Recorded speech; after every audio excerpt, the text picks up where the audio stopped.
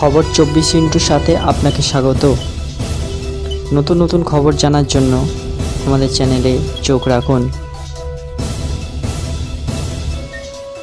নমস্কার দর্শক বন্ধুরা, স্বাগত আমাদের এই চ্যানেলে।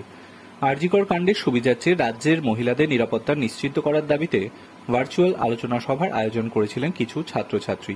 সেই ভার্চুয়াল বৈঠকে হ্যাকারদের হানার অভিযোগ। ঘটনাটি ঘটেছে উত্তর দিনাজপুরের রায়গঞ্জে। অভিযোগ উঠেছে ভার্চুয়াল বৈঠক চলাকালীন অজানা আইডি থেকে বেশ কয়েকজন গুগল মিটে যোগ দেয় এবং প্রতিবাদ সভা বন্ধ করার জন্য হুমকি দেয়।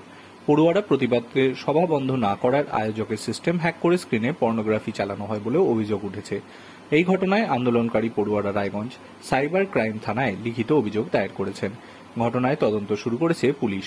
তবে ওই ঘটনায় এখনো পর্যন্ত কাউকে গ্রেফতার করা হয়নি। সূত্রের খবর, গত 31শে অগস্ট সন্ধ্যে 7টা নাগাদ আরজিকর কাণ্ড সহ রাজ্যের বিভিন্ন জায়গায় মহিলাদের ওপর অত্যাচারের প্রতিবাদে একটি ভার্চুয়াল সভার আয়োজন করা হয়। সভার আয়োজক ছিলেন উত্তর দিনাজপুর, দক্ষিণ দিনাজপুর, মালদা জেলার পড়ুয়ারা। সভা চলাকালীন আচমকাই কয়েকজন লোক নিজেদের পুলিশ পরিচয় দিয়ে গুগল মিটে যোগ দেয়। ভার্চুয়াল প্রতিবাদ সভায় যোগদানকারীদের ভয় দেখানো হয় বলে অভিযোগ।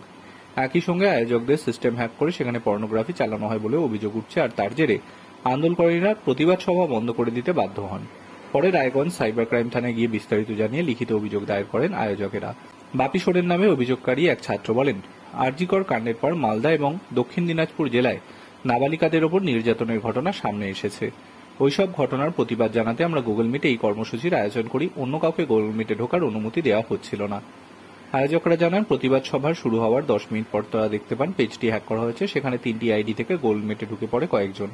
তারা নিজেদের দিল্লি পুলিশের সাইবার ক্রাইম বিভাগের সাব ইন্সপেক্টর বলে পরিচয় দেয়। তারা জানান, আয়োজকদের পেজটি পাকিস্তান থেকে হ্যাক করা হয়েছে। এই কর্মসূচিটি বাতিল করতে বলে তারা। আয়োজকরা তা না করায় সিস্টেম হ্যাক করে স্ক্রিনে পর্নোগ্রাফি চালিয়ে দেওয়া হয়। এই কর্মসূচিতে অংশগ্রহণকারী অন্য ছাত্রী সাবিত্রী মুর্মু বলেন, আমাদের উদ্দেশ্য ছিল আরজিকর এবং অন্যান্য ঘটনার প্রেক্ষিতে শান্তিপূর্ণ প্রতিবাদ করা। সেখানে এই ধরনের ঘটনা ঘটে যাওয়ায় আমরা আতঙ্কে রয়েছি। Bureau report.